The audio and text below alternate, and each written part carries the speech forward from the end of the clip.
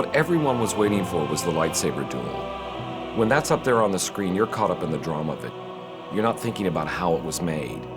It truly is mind-boggling how many people, how many thousands of hours it takes to make just one sequence. A sequence that's over virtually within a minute.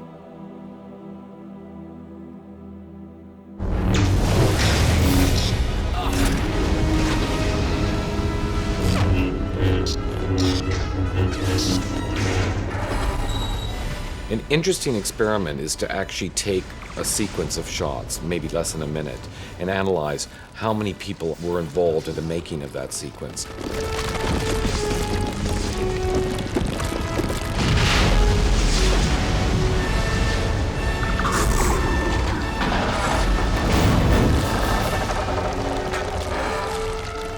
Just as extraordinary how one little scene can involve so many different people. Within this brief moment of the film, you really have a window into the entire process of what it took to make Episode 3.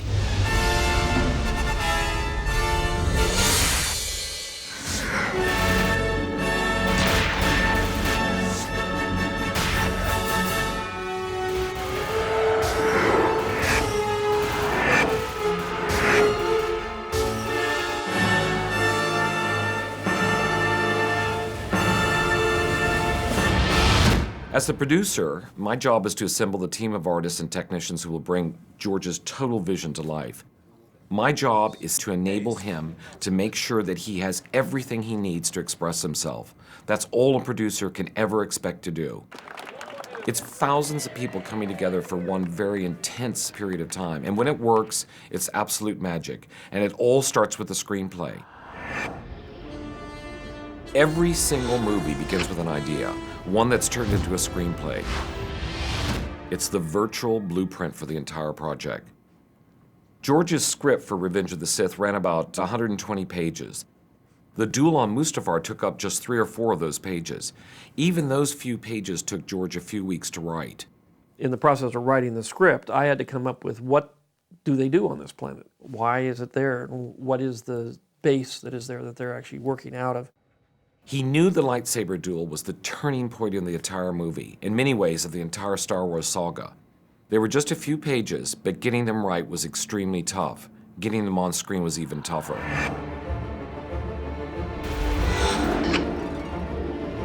The concept artists create designs for every single planet, spaceship, creature, weapon, and environment. George reviews these designs and selects the ones that will appear in the movie. What do you want me to do? You want me to pull out the ones that I like, or you want me to... Yeah, places... Eric Timmons and Ryan Church are in charge of the whole group of artists who brought the planet of Mustafar off the page. What you see on the screen begins with them. So there's a whole history. This has been in George's mind for a long time, this idea of the lava planet. And Ralph McQuarrie did sketches of the Mustafar look, and many artists have worked on it. Doug Chang had done sketches and ideas. Mark Cabana. So there's been brainstorming in the past. That's interesting too. These are good views. And again, we can sort of build a 360 degree and literally take those and try to string them together and see if you can figure out how they would fit together. Okay. George has always been a really great master weaver. He can take 50 different threads and make them together into one movie, but we want to provide him with 10,000, not 50. Yeah. And basically we were here to provide George with variations on a theme, putting them out on boards, and then getting his feedback for honing the look in.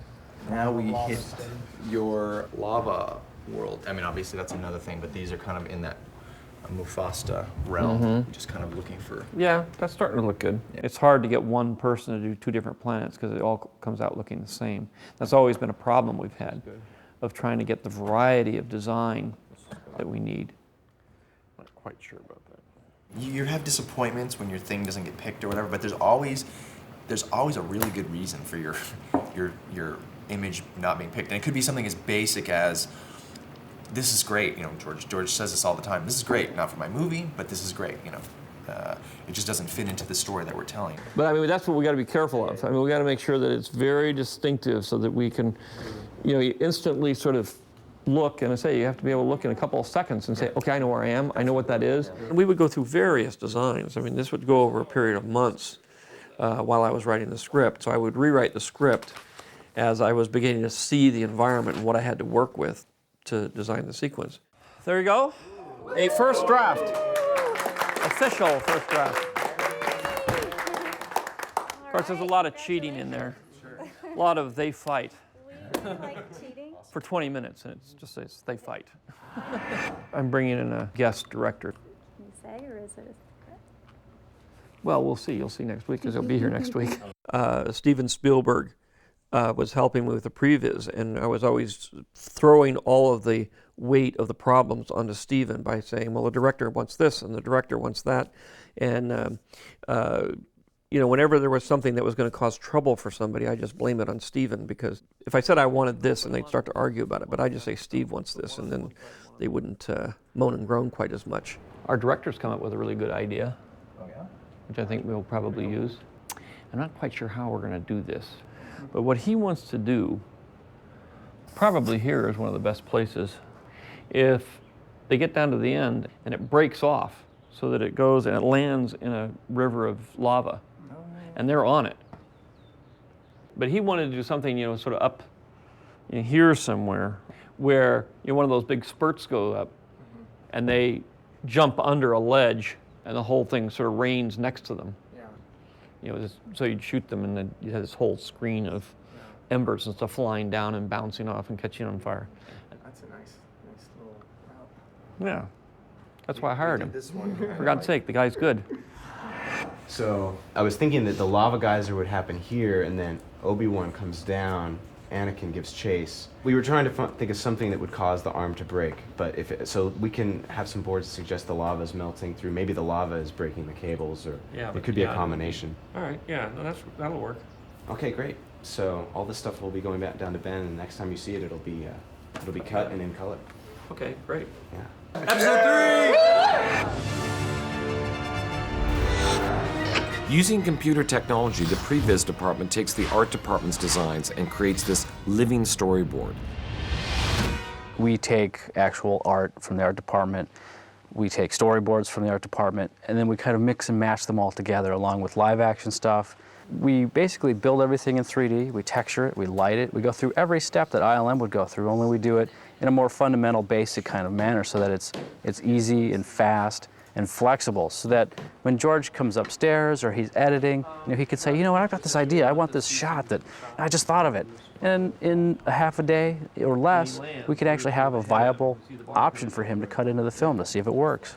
That's all you have to do. As they would make Videomatic sequences, Ben Burtt would cut them together, and then as he cut them together, we would meet and say, well, we need more shots in here, and this is missing here, and we would go through the process of designing the shots that would need to go into the sequence. We didn't really have them fenced with each other. They looked like two little action figures sliding along the floor. But the whole idea was to work out where they would go, where the fight would start, where they could go. A lot of the work that I do, especially in the previs phase, is really just compiling a shopping list of here's an action sequence, here's 10 things that can happen, here's the way it might look. And George had a number of ideas, but what he really let us do was to just play with it.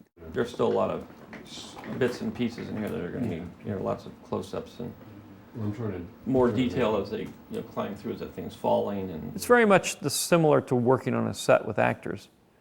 You know, they give you a performance. You know, you talk about what you want to have happen, and then they give you a performance, and you discuss, you know, what works and what doesn't work, and where you want them to add or subtract.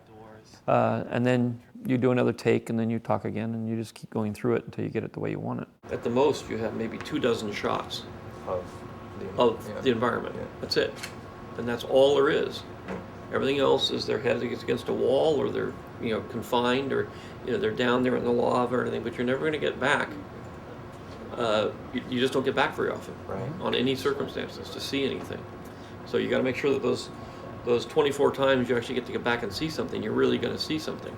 We have so much freedom to put into the story and the scenes that we create, a little bit of what we like in cinematography. Occasionally they'll come up with an idea. Wouldn't it be great if you did this, or wouldn't it be great if you did that, or went around a corner if we did this? And, you know, and sometimes I take those ideas and sometimes I don't. But, you know, I encourage them to keep coming up with interesting ideas as they work through these things. More than anything, we want to see the lava come up. Exactly. We need to redesign the whole structure so that we can get these shots, or whatever, wherever that is, to work.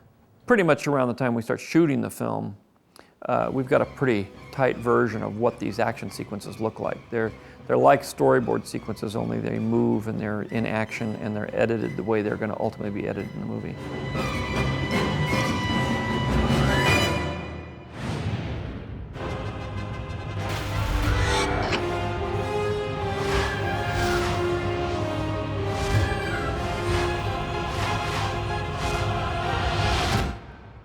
Production, Nick speaking. The production office in Sydney is the hub of it all, and we have a truly fantastic team. Oh, sorry, I better just grab that. Oh. Our production coordinator, Virginia Murray, is the one we go to with just about any issue, from actors' contracts to travel to insurance and equipment. She's the one who has all the answers. We just have to find people who can really work together as a team and try and keep a happy office, because I think that's the main thing that was a big priority for this show, is because it just, I think that vibe can then filter through the whole of the crew if the production office is happy and helpful. Darlene, can you send Stewie down to see Rick in the production office? Jackie Louet is my assistant and George's assistant. She keeps both of our schedules and makes sure that we know where we're supposed to be and what we're doing every single moment. I don't want it to be over, I want it to last forever. I'll let Stephen know. Nick is our assistant coordinator. He is totally responsible for writing up the call sheets and making sure that everyone on the film, including every actor, shows up on time and knows exactly what it is that they need to do. Kate, the production secretary, is again someone who supports both Nick and Verge and makes sure that everything continues to run smoothly. And then there's Samantha, our production assistant, who really makes sure that we're taken care of. She makes sure that the line of communications are open between all of us. And then, of course, last but not least, is Stephen Jones, our production supervisor, and he is my partner in crime. He is responsible for making sure that everything that I ask for is on the set and ready to be used in moments' notice for George. And at the end of the day, it's Kevin and Patrick Plummer who have the jobs that make them the most popular people in the production office. They're our movie's accountants, and they write the checks and get everyone paid. I would actually say that without the accounting department, I mean, we're sort of the heart of the production. I mean, we're usually the first on and the last to leave. My roles include supervising the payroll, just looking after the accounts payable. I do all the petty cash, the per diems. It's a bit of a bank teller sort of job without the obvious money counters and stuff like that. But and it's all balanced too, so that even surprised me.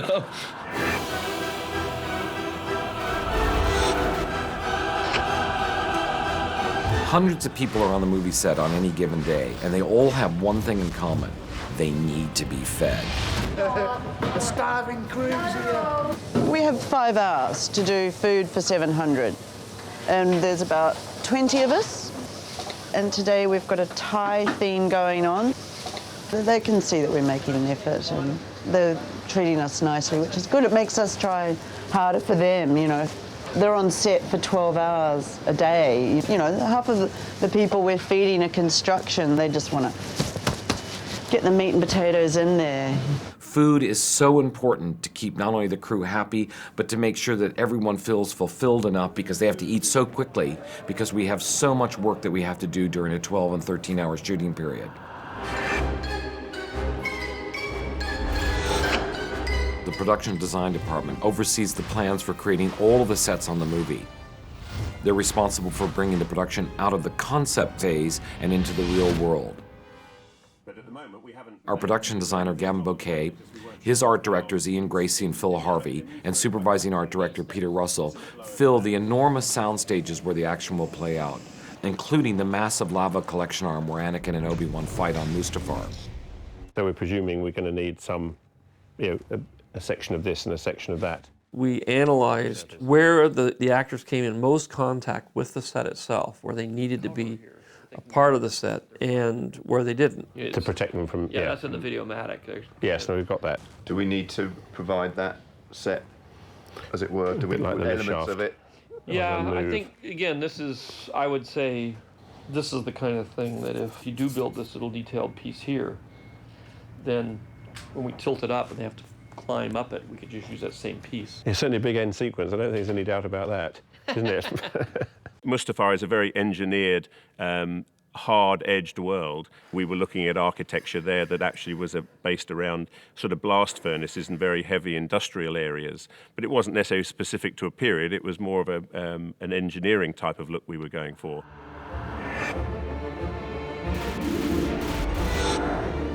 The construction department oversees the building of all the sets, and believe me, it's no small project. There's over 600 people in that department alone. A movie's construction crew can rival a major building project in size. It's enormous. There are carpenters who build the frames for the sets, riggers who hoist these enormous construction pieces, steel riggers who create the metal scaffoldings and skeletons, plasterers, molders, painters who finish off the sets and make them look real. My job is construction manager. That would encompass putting a crew together, getting the plans into the office, getting those broken down. They go off to each different department, getting an idea of how all those different departments are going to work and how the hierarchy is going to be in each different department. The design of the sets in terms of how can we practically build this and how much is this going to cost, which is, of course, a great big part of it. Pretty much just coordinating, I guess, the whole thing. What's sad and tragic to me is that the sets are so temporary. Each set will be torn down as soon as we finish shooting, often literally the same day.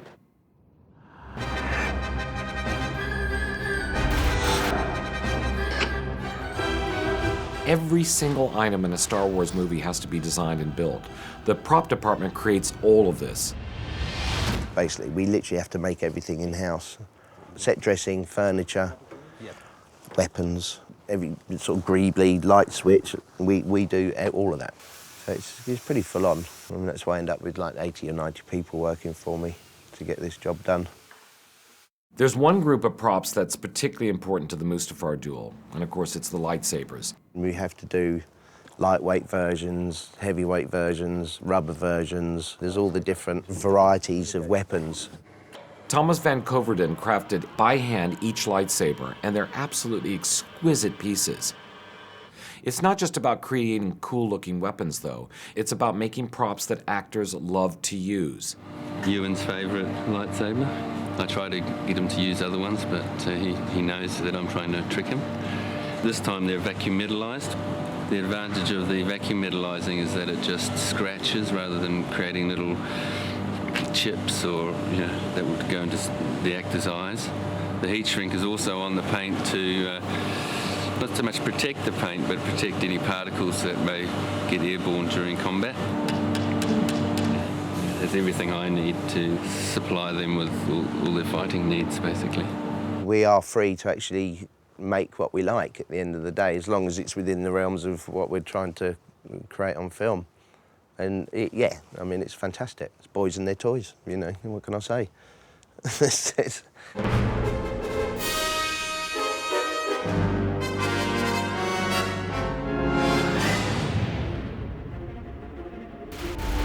On so many movies, the hair and makeup artists make actors look beautiful and ravishing. Certainly that could be true in Star Wars movies, but in the case of the Mustafar duel, the hair and makeup group spent their time making Ewan and Hayden look hot, sweaty, imposing, and incredibly dramatic. With actors who are this good looking in real life, It's got to look rugged. it wasn't necessarily an easy job. There's a huge amount of pressure when I'm in front of Hayden and there's people like, George saying, okay, you need to move the hairs 3 hairs that way, and there's 15 or 30, 40, 50 people looking at you while you're sort of standing there. Everyone's waiting to roll the camera so you can, get it right. There's a lot of demands on people.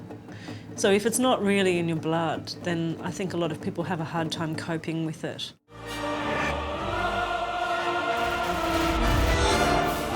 A great deal of how we respond to a character on screen is a result of the costume department, which in the most basic terms provides the wardrobe for the actors.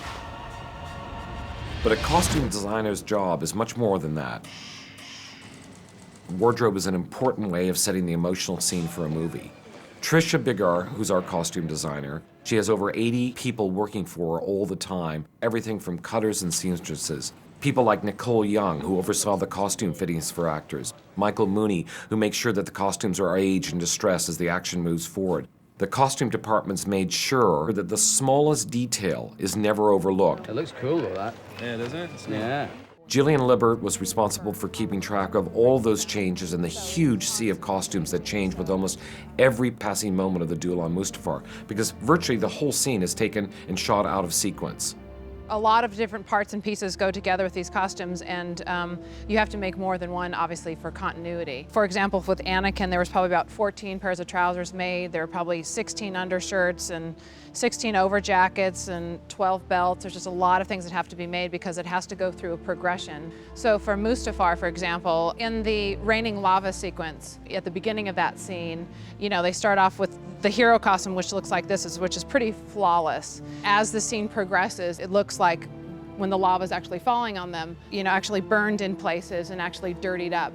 Each part of it has to have a little bit broken down to it. Having my team with me has been fantastic. You know, I think it's fantastic that we've all been able to work on all 3 episodes together, and I think that shows how much we all enjoyed it. In the strictest sense, an actor's job is straightforward: to bring the script to life. People tend to think of actors as delivering dialogue, evoking emotion through the words that they say. Hayden and Ewan had to do that, but they also had to be amazingly physical. In this sequence, their action through the duel conveys the emotion, and they spent months rehearsing it. They had to get the moves right, and they had to make us believe in the enormous emotion of the scene at the same time. Set.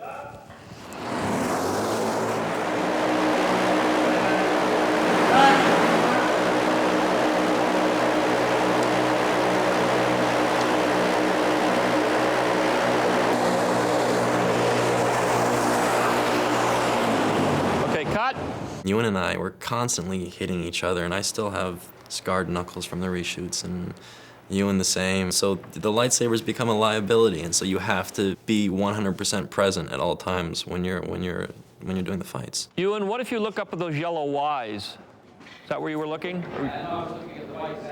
Oh, all right. Well, look up at the yellow Ys. Let me see what happens then. We've had, as you say, an enormous amount of blue screen or green screen also, it seems, work in this film. And I'll never get used to that. It's really, really hard.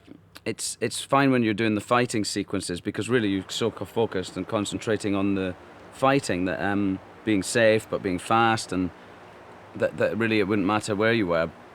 In the end of the day, if you don't believe in what they're doing, if you don't like them, if you're not responding to the actors, you have nothing, and all this work that everybody is doing is meaningless.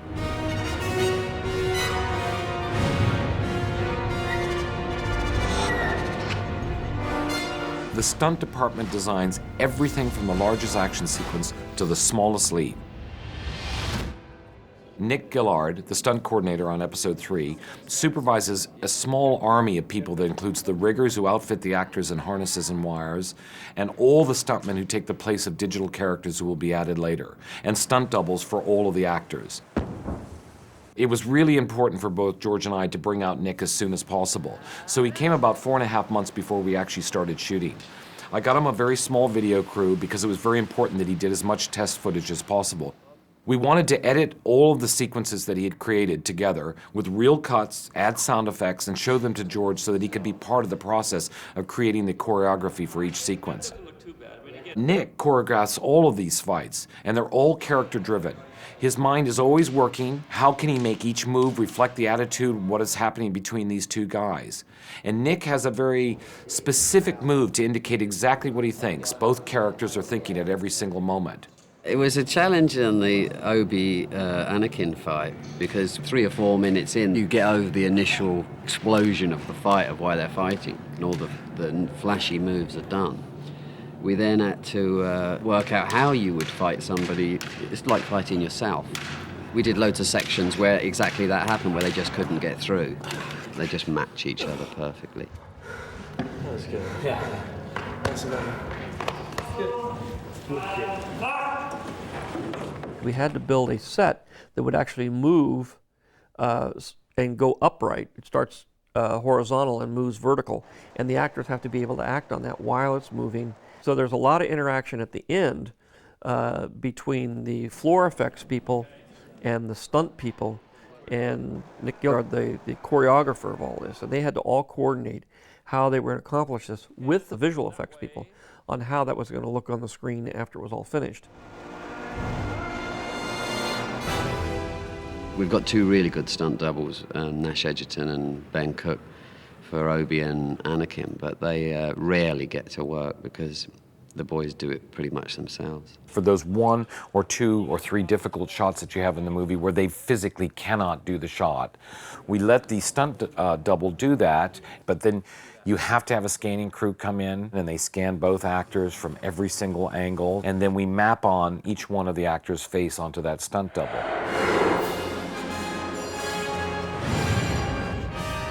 George, as the director, oversees virtually everything. He's the captain. He steers the ship in the direction it needs to go. He's also the artist, making sure it's all coming together exactly as he imagined.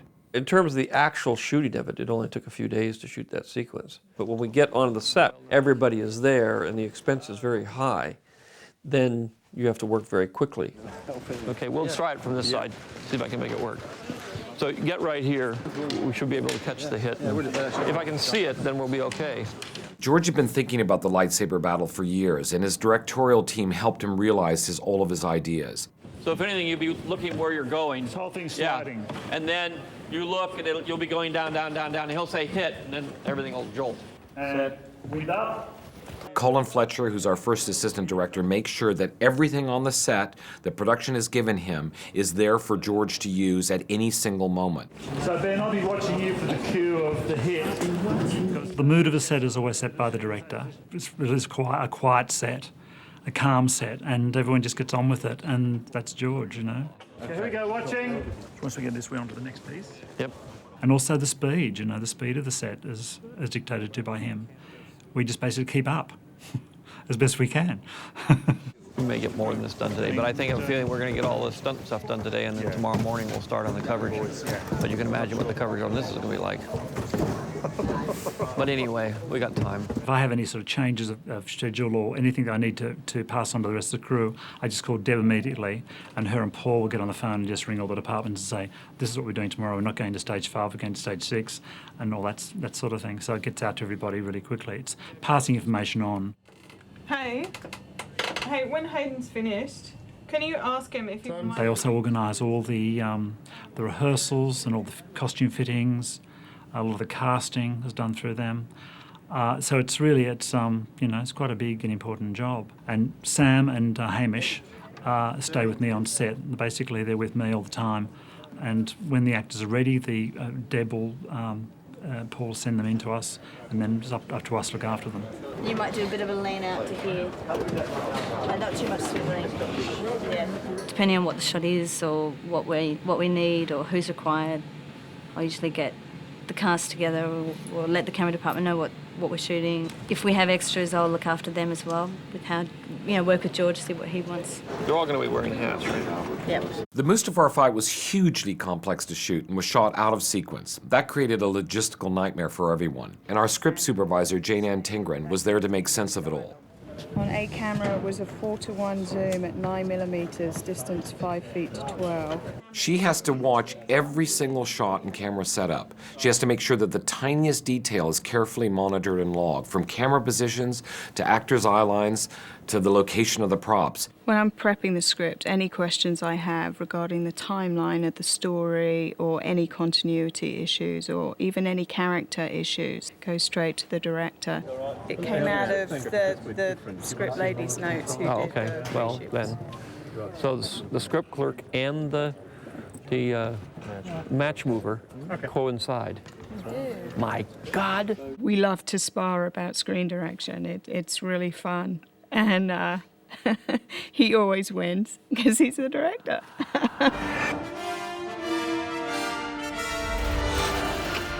No director could do what he or she does without someone who can artistically capture the director's vision for the camera. That's the job of the director of photography and the cinematography team. There are two scenes out here. One like this, which is sort of half in the dark and half in the light. What we try to do is go through all of the scenes for the next week. So it really gives George an opportunity to think about his blocking And once he's decided where everybody's going to be, then I can work on a lighting scheme. It should go up, and it can hold for a long time because it shoots way up. So the Mustafar scene was particularly challenging, in part because David has to be able to create a shot that will blend with effects that ILM adds in months, if not a year later. David's right-hand man is his gaffer, Eddie Knight, who's totally in charge of the electrical and lighting rigs. And then come back up to full, please. David, we're going to do a poor man's reverse here. When I shoot, I have two cameras, A camera and B camera, and they are shooting either different angles. One will be tighter than the other, or they'll be shooting close-ups, one of one actor, one of the other actors. And that way I'm able to, if I get a really good performance, I'm able to use it from two different angles. More image. More image, that's right. Indeed. More pixels of the personalities. Callum McFarlane is the camera A for Revenge of the Sith. He's aided by focus puller Matt Toll, who makes sure that the camera remains in focus whenever it moves. Well, I was wondering if we could come out this way as far as we can, sort of swing out. Yeah. That's not too bad. That's pretty good. Yeah. The B camera team is headed by Simon Harding. Yeah, this is the B camera here. This is B camera, very good. And this is Tov. Please say hello, Tov. Tov's the focus puller. There's Lee. There's our clapper loader who doesn't load. You do clap, don't you? Every now and again, you clap. Where's Bretto? I'll get him here. There's Bretto. He's over there. Look, look. The dolly grip. He's cutting a fine figure in the orange T-shirt there. Okay, here we go. So now you've met us all. So I wonder anything gets done, isn't it? Here, what we try and do is make sure that I have a line of sight to the crane, so that as well as the monitor, I'm watching the crane to see out of the corner of my eye if that's starting to move. I know I then have to compensate. The operators of the Techno Crane, Jeff Brown and Mike McAuliffe, guide the camera crane's movements across the set. And just roll cameras. Rolling. On episode 3, we were capturing images digitally on recording decks separate from the cameras. Fred Myers, our HD supervisor, had helped pioneer the high-definition camera technology that we used. The images from the camera come back here to the engineering tent, and we've got a lot of equipment back here that acts as a distribution point.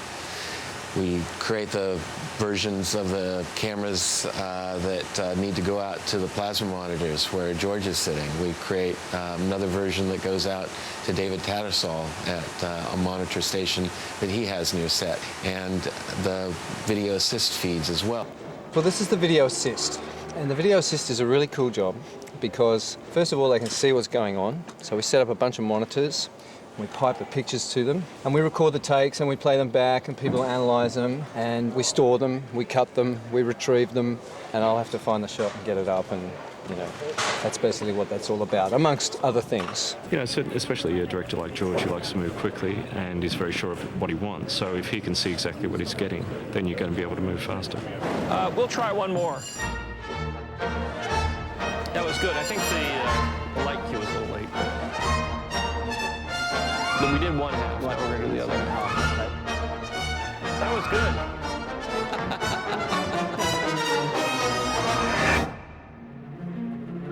The sound crew has to make sure that the sound on the set is captured correctly and perfectly. Scene 158 in particular has no dialogue. Nevertheless, we need some sort of guide track to ensure that we can hear all the grunts which the actors will need to re-record during post-production. As our sound recordist on episode 3, that's really the job of Salty Brincat and his boom operators Rod Condor and Nicole Miller. You get used to it after a while. I think your arms become to a point where they're, they become numb. You start resting on your head.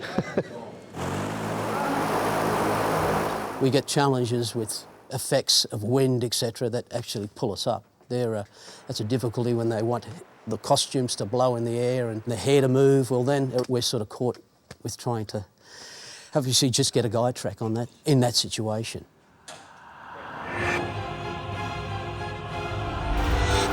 And then there's the editorial team. They work so closely with George. This is the part that he loves the most. They have to shape the overall visual and dramatic communication of a movie, taking the hundreds of hours of footage and figuring out how to make it into a dynamic 2.5-hour movie. It's one of the most difficult tasks on any production. On episode 3, we had 2 editors, Roger Barton, who cut the Mustafar sequence, and Ben Burt. We kept Ben in California while we were shooting in Sydney so he could continue to work on all the animatic sequence that still needed to be filmed. But Roger was in Sydney the whole time. We were simultaneously cutting the picture while we were shooting. Okay, cut. Once we go through the roll, we take the tape out. That's the beautiful thing about HD. It then gets copied immediately. This is now a new negative, effectively, and this is the one that we then use in editorial, and this is in fact the tape that I pass on to John. What I do is I log the tapes with all the information that I get from continuity from Jane Ann on set, as well as the camera reports. Then after it's been logged, the bin is sent across to Jet. Then it's digitized. I'm digitizing now, so I can pass that over to Roger. And boom, Roger's cutting within minutes. On traditional film shows, there would be a whole processing workflow where I wouldn't have the opportunity to screen dailies with sound until late the following day. I mean, that's a full 24-hour turnaround. It's a fantastic way to make a movie. After the production wrapped in Sydney, Roger returned to Skywalker Ranch in California and joined Ben in an 18-month process of putting all of this footage together and refining the cut with George. Because at this point, George will start all over and build the cut from the ground up. And then there's Mike Blanchard. He's on hand to handle all the technical aspects of this really, truly intricate process. What I'm doing here is I'm merging the two Unity systems, which is the software that we use to edit the Star Wars films. And the reason why this is so critical is that for the first time in the Star Wars movie, we had two editors working simultaneously, one in Sydney and one here at Skywalker Ranch. And so then what we had then was all the media spread out on two different places, all the clips that we would use to edit the film for the next almost 2 years, spread out across two systems. Everything seems to be working perfectly, all the clips are showing, all the dailies are here, all the animatics. All we need now is George, and we're ready to go. Okay. I like to really make the movie in the editing room. Some directors shoot the movie. I shoot around the movie. So what I need is, I'm going to have to figure out how I'm going to do this. I think I'm going to move this down into the fight a little bit more. I think I'm going to try to stick it somewhere later in the sequence. Collaborating with both editors, assistant editor Jet Sally organizes the thousands of shots in the movie so they're totally accessible to both editors. And working with Jet was his assistant editor, Cheryl Nardi. She's been with us for years. It just needs MCP titles. Okay. The lightsaber battle was an incredibly complex task for the editors. The sequence went through different variations, or what we would call cuts, each one further refining the scene with the guidance from George. Go on his swing. Let's see something here, which is, we have to get him to, I wonder if we go back, give me another frame on the other shot. When you see these different cuts, you begin to understand what an amazing artistic process editing really is.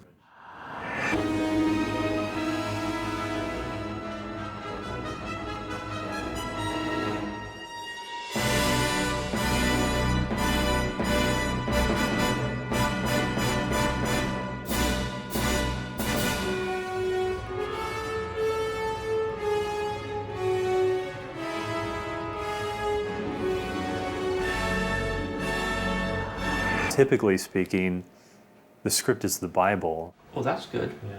Where'd that come from? But in this case, the script is just a starting off point, and it's just a place where we begin our work.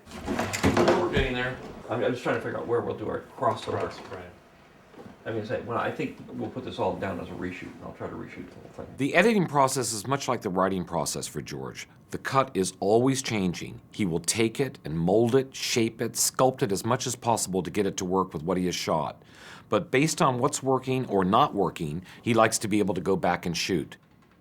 These reshoots are scheduled way in advance. The actors are contracted to return for a few days of shooting during the post-production process, in this case in London, to pick up scenes, sometimes just a single shot, or shoot entirely new scenes that weren't even conceived when we were in Sydney. This is the whole fluid aspect of what it's like to work with George. There's too much going on that's not there. And we can kludge it like we've got now, but in order to get to the next level. We gotta have something that we can actually see. Hey, Dan, can you cruise down for a sec? We've got a problem. 911. Help! Now, at this point in the editing process, the animatics department becomes involved again. There would be times when he would call us down to his editorial suite, just a quick meeting. This is where we got a problem, which he might be able to help us fix. This starts to fall. They start to run. So they're over here. They're right here. And so it's the whole thing is tipping. And when it hits, we want it to kind of splash and rock a little bit to match what the next shot is. All this was before ILM even started. It's expensive shooting on the set, but it's even more expensive doing the special effects. So you really have to be very, very precise about what it is you want. I want to cut from this to a piece of volcano exploding. Do we have a good volcano eruption? We had a very lucky break early on when we were conceiving of the whole Mustafar sequence. Mount Etna exploded. And I got a call from George over the weekend. He said, listen, this footage is extraordinary. You've got to get on the plane. So I grabbed Ron Fricke, wonderful cameraman, and we rushed off to Italy. And within 24 hours, we actually got there and we started filming for a week the total extraordinary footage that we have on Mustafar of the volcano planet literally exploding in front of our eyes. Over here, I went and found all the footage that was shot, and there was plenty. He got everything, day, night. They tilted the camera so they could get as long of the eruptions as possible. Yeah, this one. You make it the same length as that, but it would then, we turn it sideways and have it come up right in the foreground here. Okay. What this does is it allows George to communicate an idea to his animatic department and to the guys at ILM to say, this is roughly what I have in mind in terms of composition and action, and then he'll turn to those guys and say, okay, make it 2,000% better than what Roger did, which, by the way, is not very hard. And the previs department actually add the backgrounds into the shot so I could actually see what I was doing, because doing it in blue screen, it's very hard to get a sense of where you are and what the location is and how the action flows, how the suspense builds. This is the animatic that came down to us. So they've obviously fleshed out the background and put the hillsides of the volcano in and, made it a little more visible. And you can see the lava bed down below. So it gives a better idea. And this is all about a blueprint that ILM will use to construct the final version of the shot.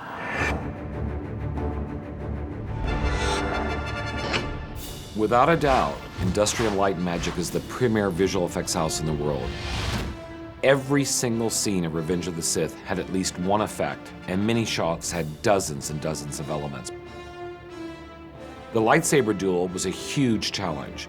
ILM had to take footage shot on green screen stages and make it appear to have been shot on a real location, a volcanic planet that really only exists in George's imagination. The visual effects producers at ILM, led by executive producer Denise Ream, supervise all the production coordinators, the assistants, the managers who make sure that the myriad of effects departments working on the sequences come together smoothly and on budget. There's probably 150 people working on this one sequence. It's another production happening with the same scope and scale as the live action crew. So this time, when we open the main gate, we want to try to find a height and just hold it there, right? Okay, thank you. Once I saw the storyboards and the animatics, I began formulating a plan of who I actually wanted to work on the film. John Knoll worked as long as possible by himself to create the visual effects for the film. When we decided to add a second supervisor, due to my relationship with Roger, we thought he would be a really great addition to the team. I was very excited to be involved with Mustafar. It sounded fantastic and it looked a real challenge. I mean, there's a large piece of work, lots of technical things, but also I just liked the look of it. While I sort of oversee the crew, Nina and Janet handle the day-to-day production management of the sequence? This is a list of shots we have turned over so far, so you can take a look at those specifically, and a list of just, this is from the ranch with all the shots. And this afternoon we have the Mustafar meeting to go over the miniature shoot, to try to kind of just do a miniature shoot turnover. I brought some more stuff for you guys to look at here. Thank you. For the volume of work at Island, we have several producers and several people in each position, and we just run our own house from start to finish. We oversee the production of many, many artists. It's quite a logistical puzzle to try and figure out how you're going to get everything through the pipeline. People commonly refer to us as runners. We do a lot of running around. We're basically the gophers of the crew. We do a lot of administrative office responsibilities, a lot of copying of scripts, copying of documentation. We set up a lot of the reviews and set up the dailies between the visual effects supervisors and the artists. We also are responsible for setting up the reviews between the visual effects supervisors and George over in the theater. Whoa. It's mind-boggling how much work goes into this movie.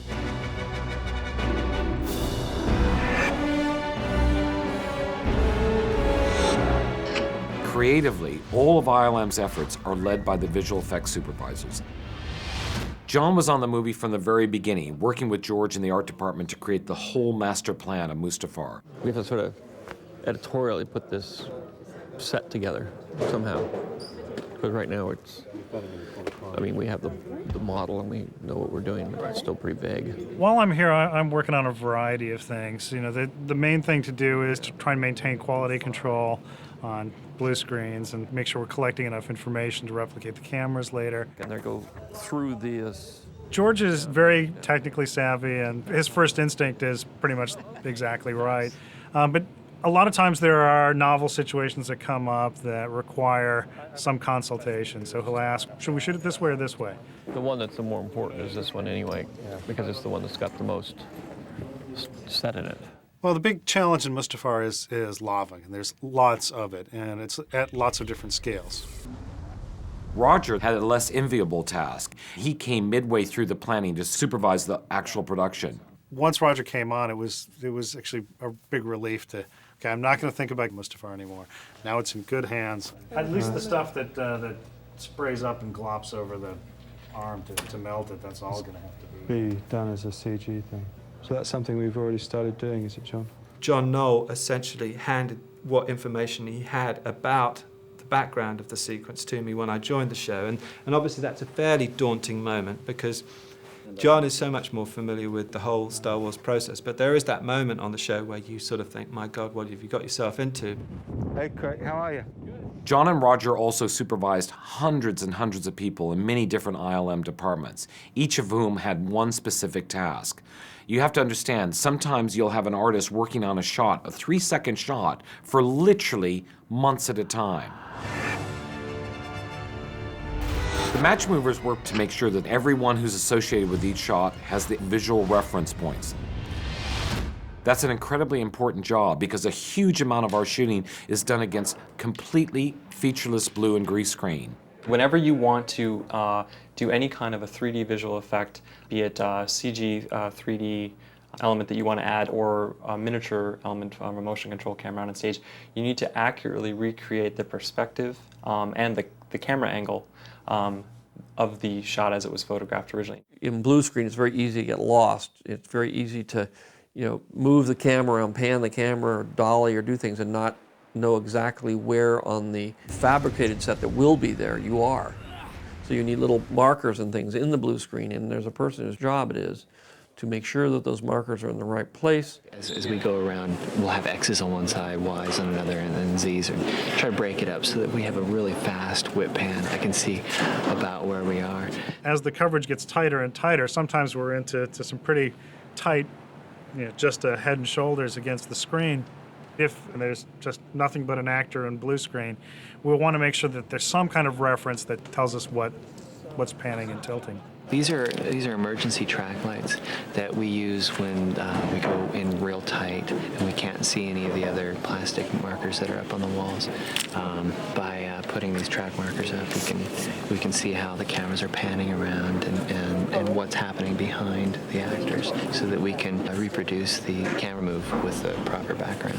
So using the information that Jason gathered while he was on location in Sydney, we use sophisticated tracking software to recognize the X, Ys, and Zs that Jason was placing, the targets that he put on the green screen. We then took the various measurements, photographs, camera reports, lens information, all of this stuff that he took while he was down there, and we basically rebuilt that into a virtual environment with a virtual camera move that was an exact replica of exactly what the camera move was on location. Once the original match move is completed and we incorporate into the virtual environment, we can basically resize them to any size we want to and still maintain perspective that actually makes sense, and allowing George quite a few more options towards what the final shot should look like. We then hand that off to the other departments further down, where they will replace this kind of game res version of the Mustafar buildings with the final high-res version.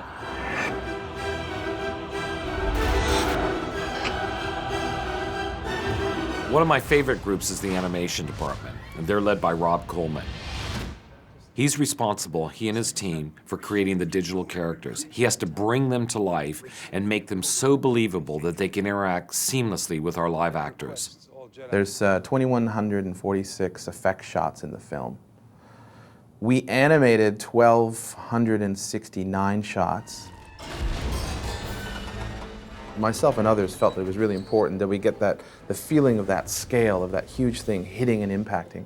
And one of the ways to achieve that was to see it rocking, but then also to add the digital stuntman on top of that, reacting and falling and holding on for dear life, honestly. They're fully animated. There's no motion capture in this particular shot. I kind of exaggerated it because I knew it would be fairly small on screen, and all you'd really see would be the little blue lightsabers kind of flashing around. So it had to be a broader motion than it would be if you were looking at it up close. It's maybe not the most glamorous sort of shot to do for an animator, because if we do our job right, then people shouldn't really know it's animated.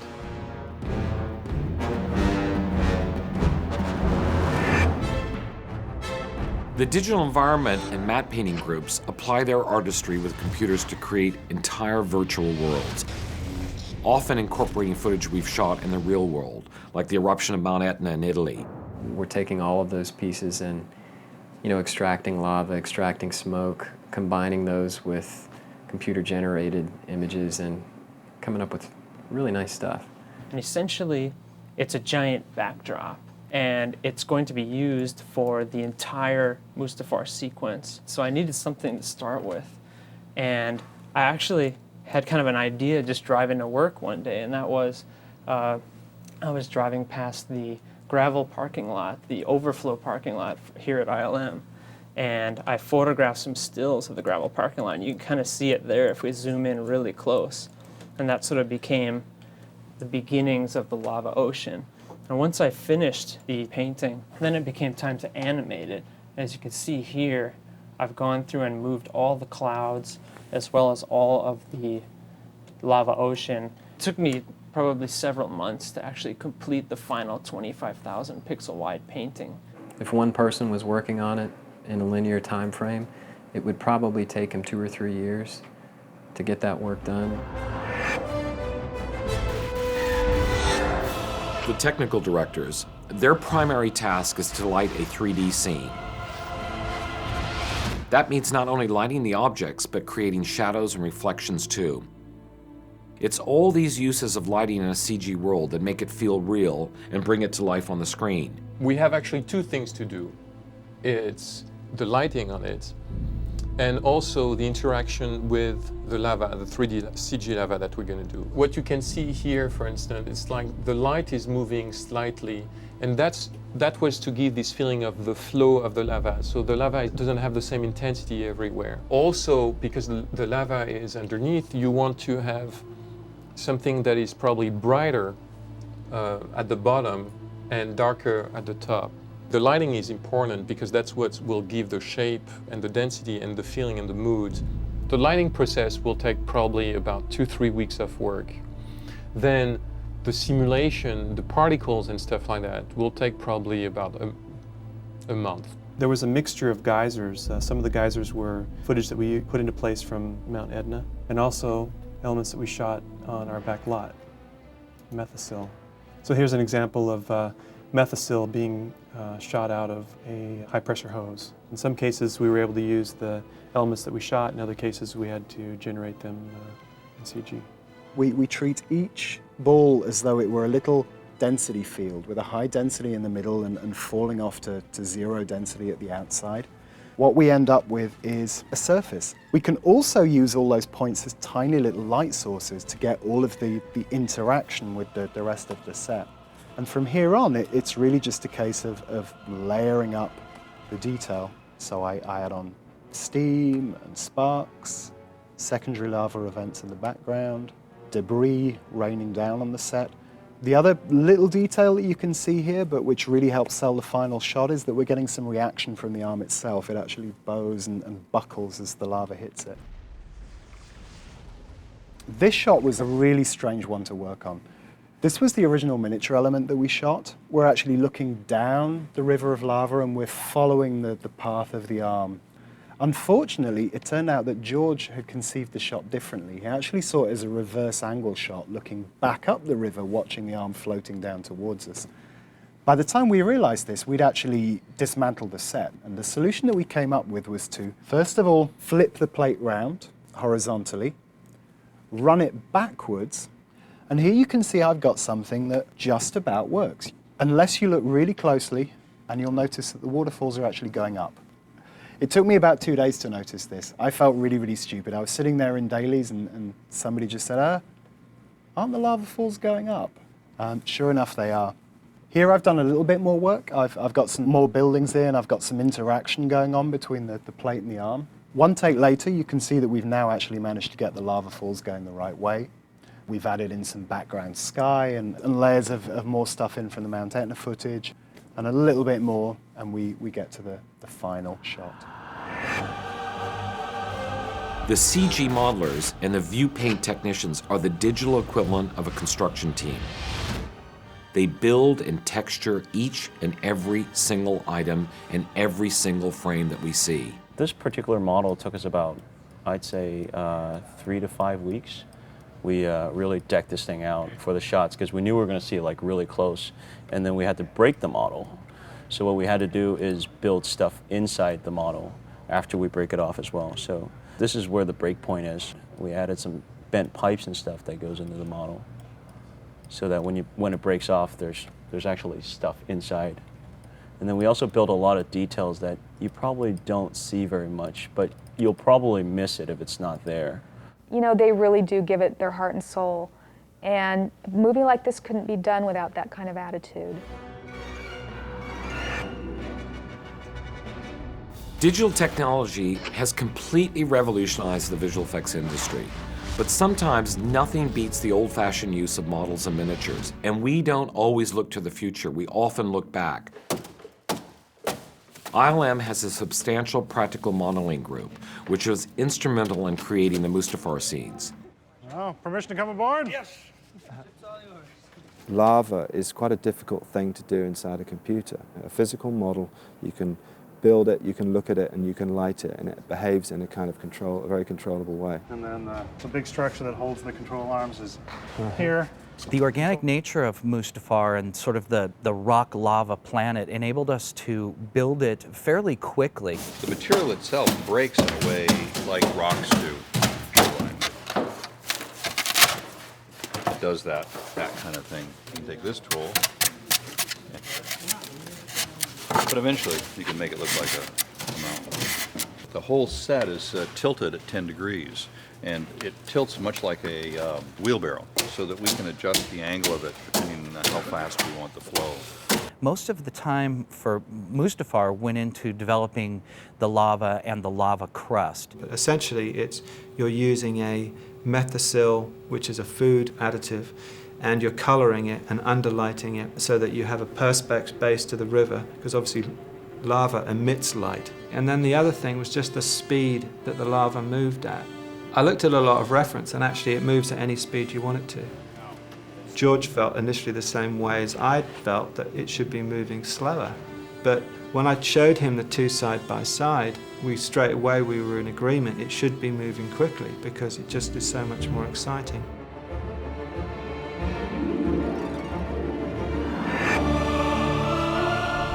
Motion control enables us to capture an environment with a camera move that can be exactly repeated over and over again. Just as in live action, we choose lenses, camera angles, filters, lighting, and effects like smoke, all to create and capture exotic worlds like Mustafar that don't exist in real life.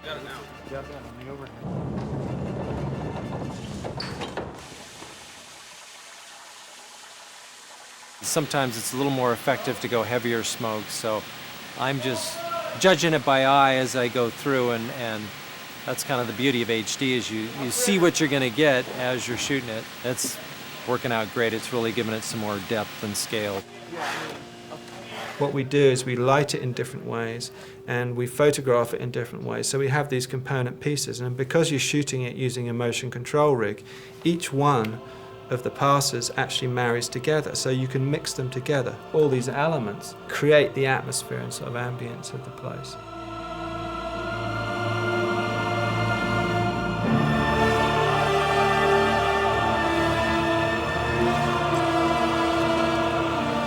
Do what you're doing there, Chris. It looks good. Let's see 100% on the lava. Weight's good. Okay, I'm rolling.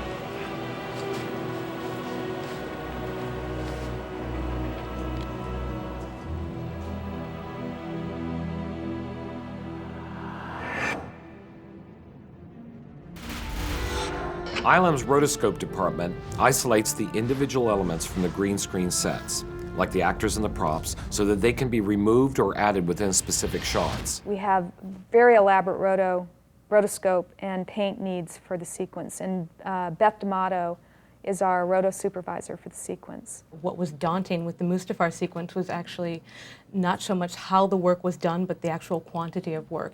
One of the tasks that we have is to actually help compositors isolate both of the actors off of this set piece, because typically they can extract actors off of a green screen, but in this case there were a lot of shadows, and the way that their characters incorporated with our CG element, it wasn't simple enough to just pull them off of a green screen. We had to actually give them matte help.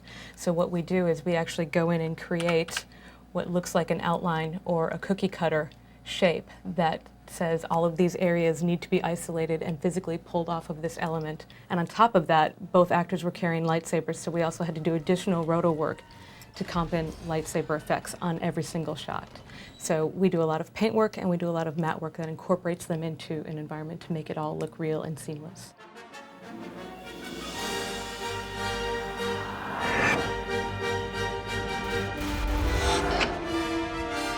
The compositing group brings it all together. They come in, they take all the separate elements and seamlessly blend them in to create the final shot.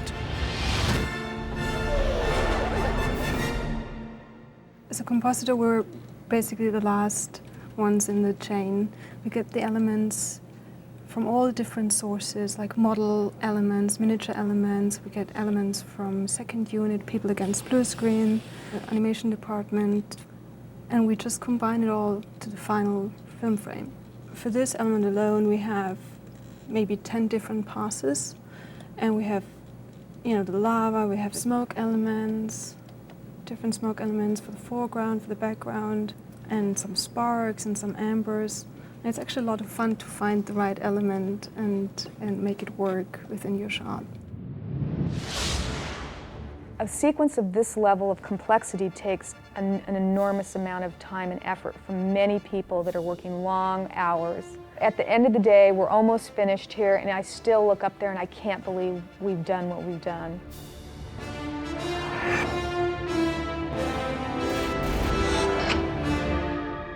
Sound works almost subliminally in a movie. In the best case scenario, you aren't even aware of the texture and the combinations of sounds. And yet, the sound designers think about every single shot of the movie from the standpoint of what an audience will hear. This is audio history. I want you all to look alert. Remember, you're marching off to war, so there can be tears.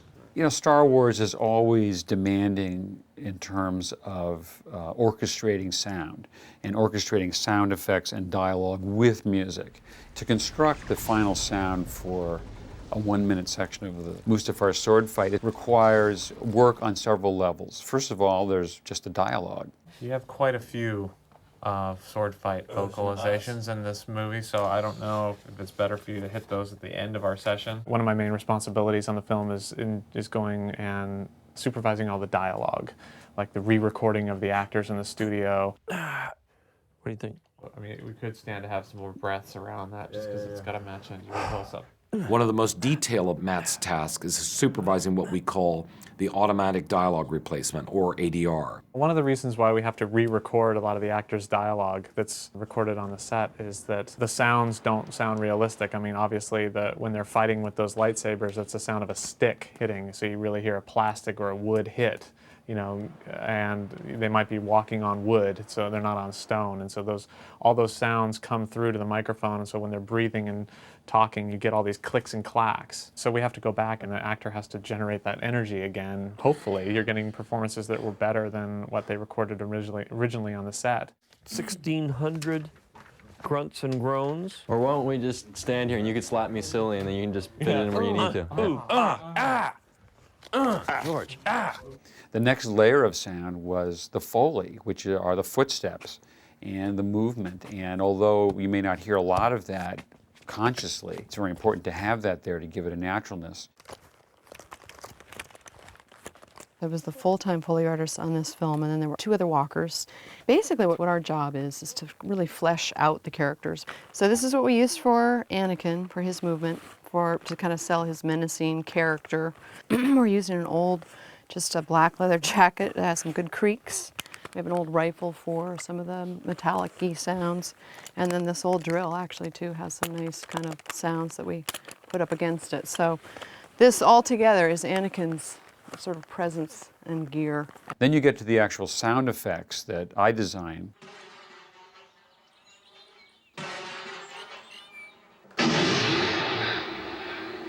In addition to being one of our editors, Ben Burtt designs both the overall sound experience and also specifically the environmental sounds.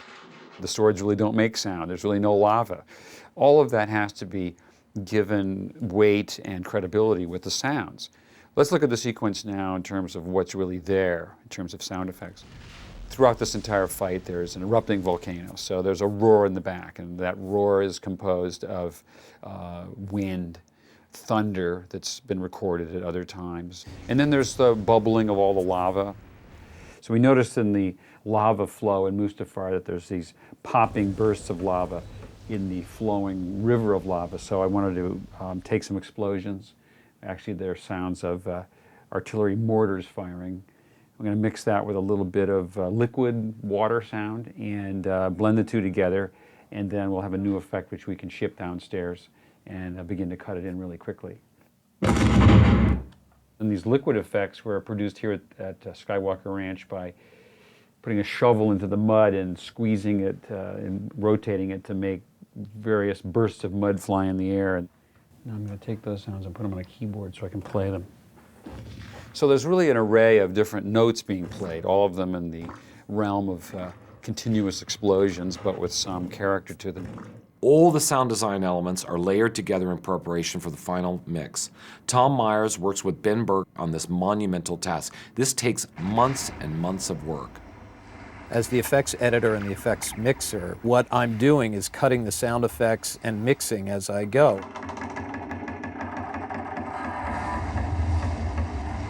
For this session, this is Volcano Eruption B, which is effect number 379 that Ben has made. So just for that one scene, we have tracks and tracks of material that we go through, and at this stage what we're doing is balancing them against each other, and then we will go to the mix room and then take our balanced sound effects and put them against the balanced dialogue and the music, and then balance those against each other. Without the sound designers, the lightsabers wouldn't hum, the lava wouldn't roar, you wouldn't hear the dialogue, and the duel would be a lot less exciting. So their job is so incredibly important to the overall movie.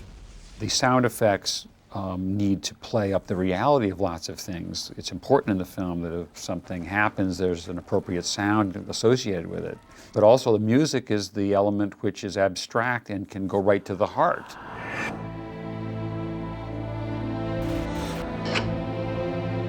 The music of John Williams and the music of Star Wars are inseparable. That is what brings the total emotional context to the movie.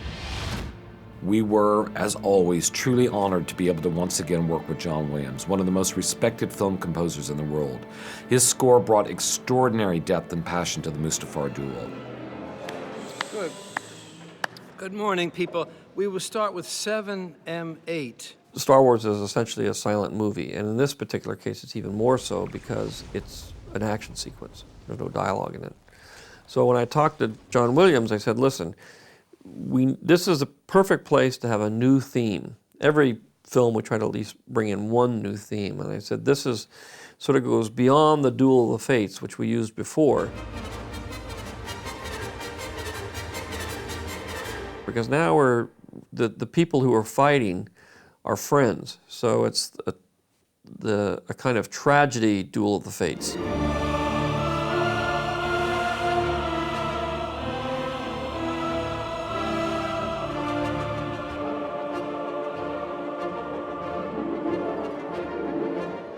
John oversees the entire process of getting the music that he's imagined inside his head out onto the screen. He and his music editor, Ken Wamberg, work with a staff of orchestrators and, of course, the extraordinary London Symphony Orchestra, a group of more than 100 deeply talented musicians. If you lift the bow on the second beat, it might be helpful.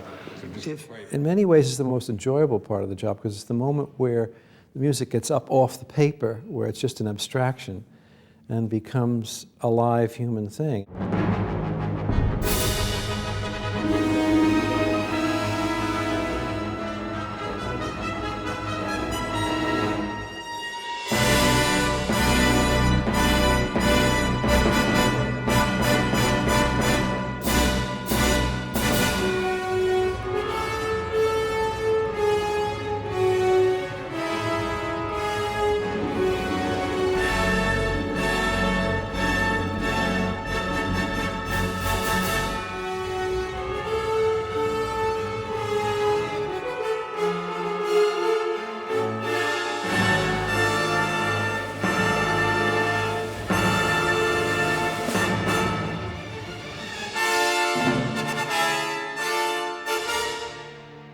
This piece is beautiful. Does it work all right? Yeah, it works great.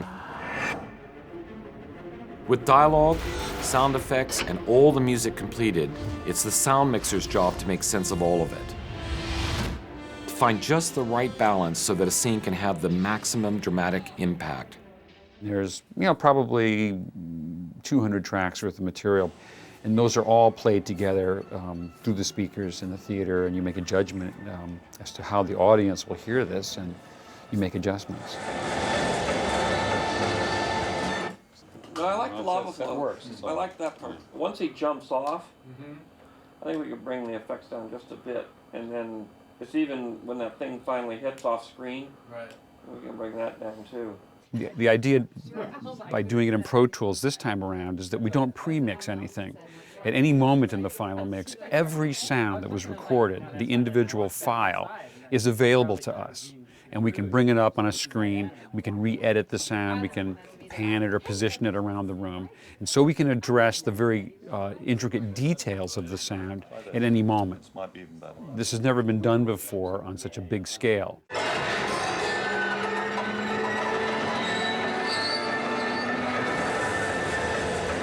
It would be good if we could bring that up just a bit. It's awfully hard. It's George. hard. I think it's about as much Hard. as you can Take go it. with it. It's not a I heavy know. vamp It's thin and weak. like me. The music team hears the trumpets and the piccolos and the drums, and the sound effects team just hears the explosions and the swords. Everybody has a viewpoint, and sound is a very subjective experience. There were times when someone wasn't happy, or it usually boils down to sound effects versus music, and that means Kenny Wamberg versus Ben Bird. You happy, Kenny? Not really. Not really. No, Why? it's noisy. Noisy. Oh, I just think the music could live a little bit more than it does. I mean, it just gets wiped out. Too noisy? Yeah, for my taste. We've done that for 30 years. We've had our little sparring matches back and forth at the mix. The music is kind of a thread to that whole montage of cutting back and forth. Right. And it just gets lost. Well, let's try lowering everything a little bit. George, Ben, Matt, and Kenny work with the mixers to make every single sound element pull you into Anakin and Obi-Wan's world as they fight this amazing duel. Yeah, that was better. That was good. The music sounds good now. Yeah, it sure does. Are you happy, Kenny? Yes, I'm smiling. Really? Is that what that is? Now he's smiling. All right. Well, sounds great. Sounds great. There is a truly indescribable moment. When the group comes together, the lights go down, and the projector lights up the screen. This scene that we've worked so hard on suddenly springs to life, complete for the first time. And in that extraordinary moment, you realize how vital every single person is to getting it made. Take away any one of them, and it won't come out the best that it could be. In theory, Thank you. we're hoping that we're completely finished and this is it, and we're going to say great, and we're going to walk away. At worst, we're going to have a few notes, and somebody's going to have to scramble tomorrow and finish them before tomorrow afternoon. Because tomorrow it really is done, regardless of whether we want it to be done or not. Yeah, a truck is stopping out front. Yeah. And it's able to be yanked out of our cold hands. It is such a amazing moment. It's such a real thrill to see it all come together at that final screening. To see that duel, which fans have been waiting for since 1977, actually up there on the screen for the first time is an amazing experience. On any particular scene in the movie, it's really those hundreds of people that are the ones that are contributing to make that scene work and be as good as it can be.